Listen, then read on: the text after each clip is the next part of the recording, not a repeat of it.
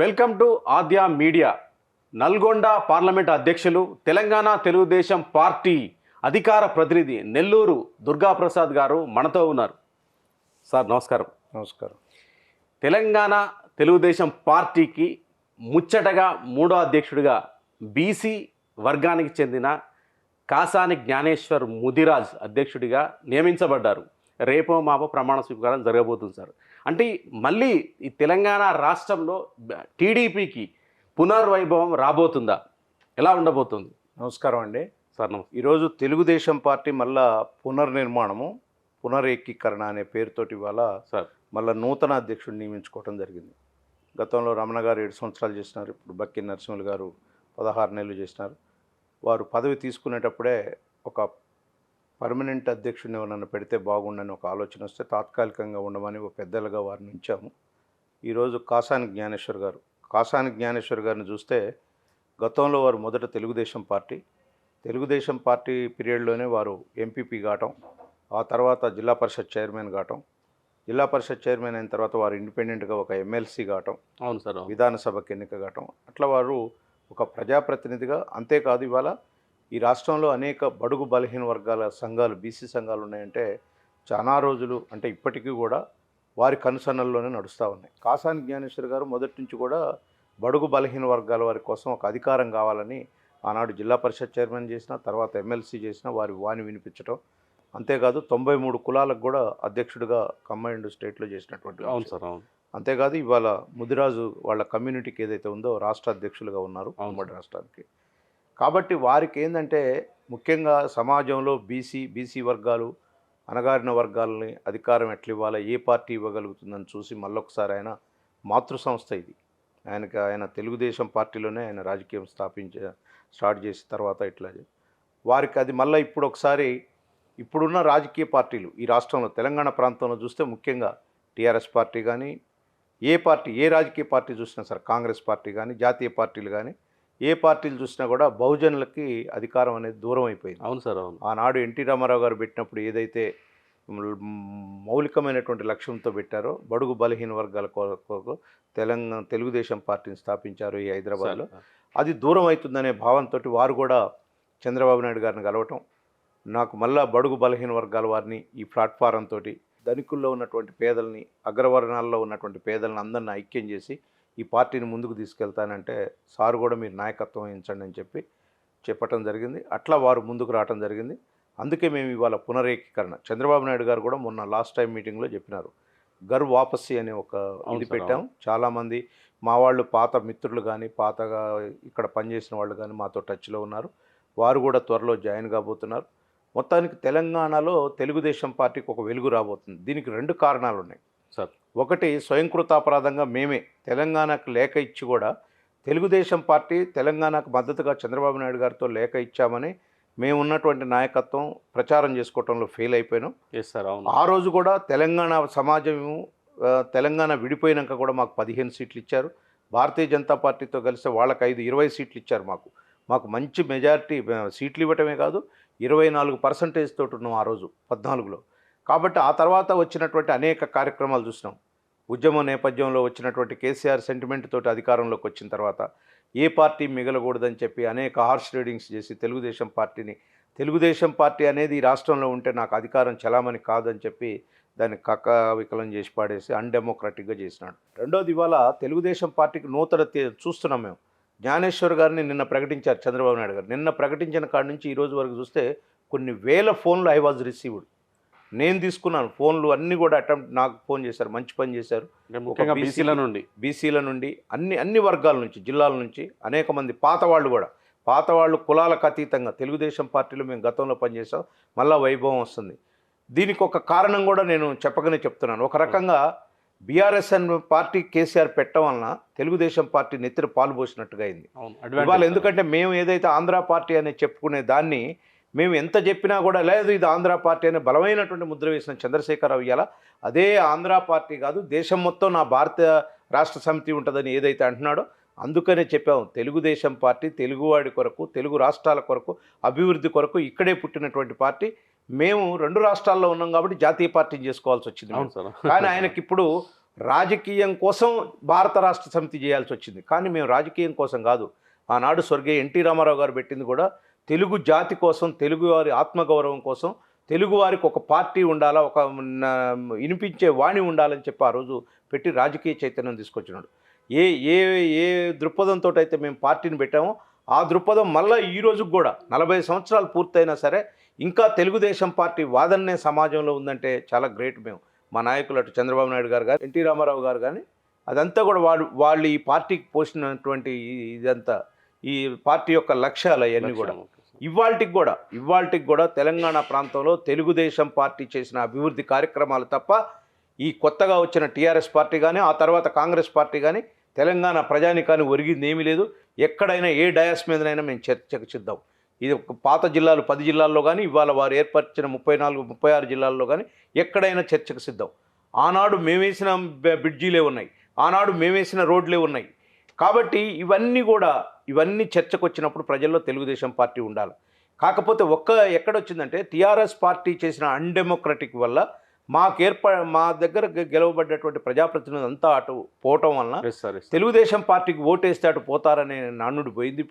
ఇప్పుడు అందుకనే ఎవరికి ఓటేసినా పర్వాలేదు, అభివృద్ధికి ఓటేయాలనేది ప్రజల్లో కూడా మార్పు వస్తుంది. కాబట్టి ఈ రోజుల్లోనే ఖచ్చితంగా జ్ఞానేశ్వర్ గారు రావటాన్ని రాష్ట్ర అధికార ప్రతినిధిగా, నల్గొండ పార్లమెంట్ అధ్యక్షుడిగా నేను స్వాగతిస్తూ ఉన్నాను. చంద్రబాబు నాయుడు గారు మంచి నిర్ణయం తీసుకున్నారు. ఖచ్చితంగా ఈ 1 ఇయర్లో ఎలక్షన్లు మనకు 1 ఇయర్ ఉన్నాయి. ఈ 1 ఇయర్లో కూడా మొత్తం 17 పార్లమెంట్లో కూడా ఏమేమి సమస్యలు ఉన్నాయో ఆ సమస్యల మీద ప్రజల పక్షాన్ని నిలబడతాం, పోరాటాలు చేస్తాం.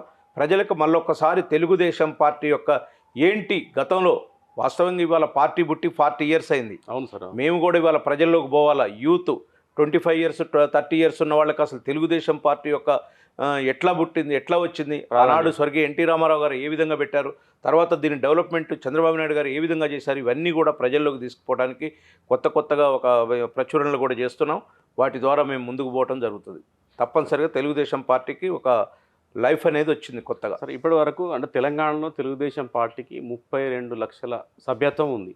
అయితే ఈ సభ్యత్వాన్ని 40 లక్షల వరకు తీసుకెళ్లడమే లక్ష్యం అని చెప్పి కాసాని జ్ఞానేశ్వర ఏదో స్టేట్మెంట్ కూడా తెలుగుదేశం పార్టీకి ఇక్కడ సబ్జెక్టు కరెక్షన్ తెలంగాణలో ఉన్నది 10 లక్షల సభ్యత్వం. పేపర్లో చూసారు. అది వాళ్ళు ఎట్లా రాశారు, ఉమ్మడి రాష్ట్రంలో ఉండుండే. ఓకే. అయితే ఇప్పుడు గతంలో మాకు 2014 తర్వాత 7 లక్షల సభ్యత్వం ఉంది. పెరిగే అవకాశం ఉందా సార్? ఇప్పుడు 7 లక్షల నుంచి డెఫినెట్గా మేము వాళ్ళ 10 లక్షలకు పోబోతున్నాం. ఇప్పుడు ఆల్రెడీ మేము మొన్ననే స్టార్ట్ చేసాం. 1 మంత్ 2 మంత్స్ క్రితమే నూతనంగా అధ్యక్షులు వారు వచ్చారు. వారి సహకారంతో అన్ని పార్లమెంట్లో కూడా డెఫినెట్గా ఒక 1 మంత్ 2 మంత్స్లో సభ్యత్వాలు పెద్దగా రీచ్ అవుతాం. సభ్యత్వం పూర్తయిన తర్వాత మళ్ళీ ఇంకా అంటే పార్టీ నిర్మాణంలో కొన్ని పోస్టులు వేసుకునేది ఉంది. అవి కూడా వేసుకొని అందరికి మొత్తం ఇప్పటికే దరిదాపుగా చాలా వరకు ఇన్ఛార్జీలు ఉన్నారు. ఒక 30-35 ఇట్లో ఇంకా మిగతా 56-58 ఇట్లో ఇన్ఛార్జీలను వేసుకోవాలా. అదేవిధంగా కొన్ని పార్లమెంట్లకు ఇన్ఛార్జీలను కూడా నియమించాలి. అవి కూడా చేస్తాం. నూతన అధ్యక్షుడు వచ్చింది కాబట్టి ఖచ్చితంగా పార్టీ సంస్థాగత నిర్మాణం అయితే ఒక దశలో పూర్తి చేసుకున్నాం. ఇప్పుడు ఇంకో దశ మెంబర్షిప్ అనేది అవుతుంది. అది కూడా అయిన తర్వాత ప్రజా వ్యతిరేక కార్యక్రమాలు ఏదైతే ప్రభుత్వం చేస్తుందో వాటిని మేము టేకప్ చేస్తాం. ఆల్రెడీ ఇప్పుడు మాకు టీఎన్ఎస్ఎఫ్ స్టూడెంట్ వింగ్ ఏదైతే ఉందో విద్యార్థులు ఫీజు రీఎంబర్స్మెంట్ కానీ హాస్టల్స్ మీద కానీ వాళ్ళు పెద్ద ఎత్తున ఇప్పుడు ఆందోళన చేస్తూనే ఉన్నారు. ఒకటి జరుగుతూనే ఉంది. అట్లనే రైతులది కానీ, రైతు రుణమాఫీ కానీ, యూరియా ఇయ్యంది కానీ, అదేవిధంగా నిరుద్యోగులకు ఏదైతే వృత్తి ఇస్తానని చెప్పి ఈ రోజు వరకు కూడా కనీసం వాటిని ఎట్లా చేయాలో కూడా సిస్టమ్ కూడా ప్రకటించినటువంటి ముఖ్యమంత్రి 18 ఎలక్షన్లో ప్రకటించాడు. మళ్ళీ రేపు 1 ఇయర్లో ఎలక్షన్ రాబోతున్నాయి. ఇంతవరకు నిరుద్యోగ వృత్తి ఇస్తానని చెప్పి దానికి మౌలికమైనటువంటి ఆదేశాలు కూడా ఇవ్వలేదు. దాని మీద కూడా పెద్ద ఎత్తున తెలుగుదేశం పార్టీ ఆందోళన చేయబోతా ఉంది. సార్, ఏదైతే తెలంగాణ రాష్ట్రంలో ఈ ఎమ్మెల్యేల కొనుగోలు ఫామ్ హౌస్ వ్యవహారం మీద దాదాపు అన్ని పార్టీలు స్పందించాయి. టీడీపీ ఎంతగా స్పందించలేదు. ఈ ఫామ్ హౌస్ వ్యవహారం మీద తెలంగాణ తెలుగుదేశం పార్టీ స్పందన ఏంటి? మేము స్పందించకపోవడం అంటే మేము స్పందించాము దీని మీద. ఫామ్ హౌస్లో అది ఒక ఏంటి వాళ్ళు చేసింది, ఒక స్ట్రింగ్ ఆపరేషన్ చేసింది. ఎవరు చేశారు? ప్రభుత్వం చేసింది. సార్, ప్రభుత్వం చేసిన స్ట్రింగ్ ఆపరేషన్లో వాళ్ళ ఎమ్మెల్యేలు, ఆ ఎమ్మెల్యేలు దేశభక్తి పరులు, నా పార్టీ భక్తి పరులు అని కేసీఆర్ అంటున్నాడు ఈరోజు. కానీ ఆ 4 ఎమ్మెల్యేల్లో 3 కాంగ్రెస్ పార్టీ నుంచి ఆయన పార్టీకి వచ్చిన వాళ్ళే. ఆయన చెప్పాలి ఆ దేశభక్తి ఏంటో, ఆయన పార్టీ భక్తి ఏంటో కేసీఆర్ గారు చెప్పాలి. రెండోది, ఫామ్ హౌస్ వ్యవహారం ఏదైతే ఉందో అది అన్డెమోక్రటిక్గా జరిగింది. నిజంగా కూడా జరిగిన వ్యవహారాలన్నీ కూడా అక్కడ మ్యానిపులేషన్ లేకుండా అట్లనే జరుగుంటే ఖచ్చితంగా దాని మీద న్యాయ విచారణ జరగాల, సిబిఐ ఎంక్వైరీ చేయాలి, సిట్టింగ్ జడ్జి తర్వాత దోషులు ఎవరైనా సరే శిక్షించాలి. ఎందుకంటే డెమోక్రసీకి చాలా ఈ ఈ కంట్రీలో రాజ్యాంగ విలువలను పునాది తొక్కేసి అన్డెమోక్రటిక్గా చేస్తున్నారు. అంటే ప్రజాస్వామ్యం దాన్ని కూని చేస్తున్నారు. ఇది చాలా అన్ని రాజకీయ పార్టీలకు కూడా చాలా ఇబ్బందికరమైనటువంటి పరిస్థితి. Yes sir. ఇవాళ చేయాల్సింది ఏంటంటే కేసీఆర్ గారు నిన్న ప్రెస్లో కూడా చెప్తున్నాడు, చాలా గొప్పగా చెప్తున్నాడు. నేను అడుగుతున్నా, కేసీఆర్ గారు ఇంత నేను చాలా బాధాహృదయంతో ఈ ప్రెస్ మీట్ ఆవేదనతో నేను అడుగుతున్న కేసీఆర్ గారిని మీ మీడియా ద్వారా, ఎందుకండి మీకు ఆవేదన? ఈ దేశంలో స్వతంత్రం వచ్చిన తర్వాత ఇలాంటి పోకడలను సృష్టించిందే మీరు కదా. గతంలో కాంగ్రెస్ పార్టీ చేసింది, ఆ తర్వాత మీరు టీఆర్ఎస్ పార్టీ ఉద్యమ పార్టీ అధికారంలోకి వచ్చినాక ఏం చేశారండి? ఉద్యమ నేపథ్యంలో 63 మంది శాసనసభ్యులను మీకు ఇస్తే మీరు ఏం చేశారండి? అన్డెమోక్రటిక్గా తెలుగుదేశం పార్టీ నుంచి గెలిచిన 14 మందిని ఏ రకంగా తీసుకున్నారండి? మీరు ఏం చెప్తారు? నిన్న ప్రెస్ మీట్లో విలేకరు ప్రశ్న అడగకుండా నేను రాజ్యాంగం విలువలు కలిగించింది 2/3 వస్తే నేను తీసుకున్నానని మాట్లాడారు మీరు. కానీ నేను రేపు 2-3 రోజుల్లో మా ప్రెస్ రిలీజ్ కాబోతుంది తెలంగాణ తెలుగుదేశం పార్టీది. తెలుగుదేశం పార్టీలో 2014లో గెలిచిన 14 ఎమ్మెల్యేలని ఏ రకంగా ఎప్పుడు ఎవరెవరిని తీసుకున్నారో మేము నోటిఫై చేసి మొత్తం ఇస్తాం, మీకు డేటాతో సహా ఇస్తాం. మొదట తలసాని శ్రీనివాస్ యాదవ్ని తీసుకొని మంత్రి పదవి ఇవ్వలేదా? ఏ రాజ్యాంగం చెప్పింది నీకు? ఏ డెమోక్రటిక్ సిస్టమ్ చెప్పింది నీకు? నీకు ఎక్కడ రైట్ ఉంది ఈ ప్రశ్నలన్నీ వేయడానికి? నీకు ఎక్కడ రైట్ ఉంది? నేను ఒక్కటే అడుగుతున్నా, మా ఎమ్మెల్యేలు 14 మందిని 2/3 ఒకసారి తీసుకోవాలా. లాస్ట్లో ఇంకా 1.5 year 1 year ఉందనగా వచ్చిన ఎర్రబెల్లి దయాకర్రావు గారు వచ్చిన తర్వాత మీరు 2/3 అని మెర్జ్ చేసుకున్నారు. స్పీకర్ మీ చేతిలో. కానీ ప్రతి ఎమ్మెల్యే ఇద్దరు ఒకళ్ళు ఎప్పుడు పోతే సార్ అప్పుడు మేము స్పీకర్కి ఇచ్చాం, కోర్టులో వేసాం. ఎక్కడ న్యాయం జరిగింది మాకు? నీవు అధికారంలో ఉండి, నీ స్పీకర్ అధికారంలో ఉండి, నీ స్పీకర్ తోటి నీ చెప్పు చేతుల్లో ఉన్నటువంటి నువ్వు రాపించుకున్నావు. నీ స్పీకర్ ఒక నిర్ణయం కూడా తీసుకోలేకపోయినాడు. అధికారం నీ చేతిలో ఉందని ఇష్టానుసారంగా చేసినావు. ఇవాళ నీకు బాధ కలిగిందా? This is the democracy. డెమోక్రసీకి ఎప్పుడైనా సరే కత్తిపోట్లు జరిగినప్పుడు నీకెంత బాధ ఉందో ఆ రోజు మేము కూడా పార్టీగా అంత బాధపడ్డాం. 40 సంవత్సరాలు ఈ రాష్ట్రంలో తెలంగాణలో తెలుగుదేశం పార్టీని పెట్టి రాజకీయ చైతన్యం తీసుకొచ్చి తెలంగాణకు మద్దతుగా చంద్రబాబు నాయుడు గారితో మేము లేఖ ఇప్పిస్తే మాకు తెలంగాణ ప్రజలు 15 మంది ఎమ్మెల్యేలు ఇస్తే నువ్వు 14 మందిని తీసుకున్నావు, కొన్నావని అంటున్నాం. మేము కూడా ఈరోజు బెదిరింపులు లోను చేసామని చెప్తున్నాను. నేను చాలామంది మా దాంట్లో ఎమ్మెల్యేలు వాపోయారు మా దగ్గరకు వచ్చి, ఈ పరిస్థితి ఉంది, మనకు ఓట్లు వేసిన ప్రజలు వాళ్ళు ఇబ్బంది పడుతున్నారు, ప్రజల ఇబ్బందుల కోసం మేము పార్టీ మారుతున్నాం అన్నారు. స్టేట్మెంట్లు ఇచ్చారు. నేను ఆన్ రికార్డు చూపిస్తాను మీకు. It is democracy. ఇది డెమోక్రసీయా? నువ్వు ఇవాళ ఫామ్ హౌస్లో నీ ఎమ్మెల్యేలు కొంటున్నారని చెప్తే నువ్వేం చేసావంటున్నా. అదే చెప్తున్నా, 63 మందితో 2014లో గెలిచిన కేసీఆర్ మంచిగా రాజ్యాన్ని పరిపాలిస్తుంటే, డెమోక్రటిక్గా నీ విలువలతో నువ్వు పరిపాలిస్తుంటే ఇవాళ నీకు ఏ అన్యాయం జరిగినా ఇవాళ రాజకీయాలకు అతీతంగా అన్ని పార్టీలు కూడా నీ వెనక నిలబడతాయి. కానీ ఎందుకు నిలబడతారండి? ఇవాళ నీది ఆసరాగా చేసుకొని పక్కనున్న మా పార్టీ తెలుగుదేశం పార్టీ కూడా మేము కూడా చేర్చుకున్నాం. ఆనాడు 14లో నువ్వు చేసినటువంటి అన్డెమోక్రటిక్ కండిషన్స్కి ఆనాడు ఉన్నటువంటి కేంద్ర ప్రభుత్వంలో ఉన్నటువంటి భారతీయ జనతా పార్టీ కానీ రాజ్యాంగంలో కానీ కోర్టులు కానీ ఏమీ చేయలేకపోయినాయి ఆ రోజు. దాన్నే సిస్టమ్గా ఇవాళ అన్ని రాష్ట్రాల్లో, నేను అదే చెప్తున్నా, ఈ భారతదేశంలో 30 రాష్ట్రాల్లో ఇలాంటి వాటికి ఫస్ట్ ఆజ్యం పోసిందే 15 ఏళ్ల తర్వాత కాంగ్రెస్ పార్టీ తర్వాత, ఆ తర్వాత మీరే టీఆర్ఎస్ పార్టీయే ఈ దేశంలో ఒక బాటనేసింది.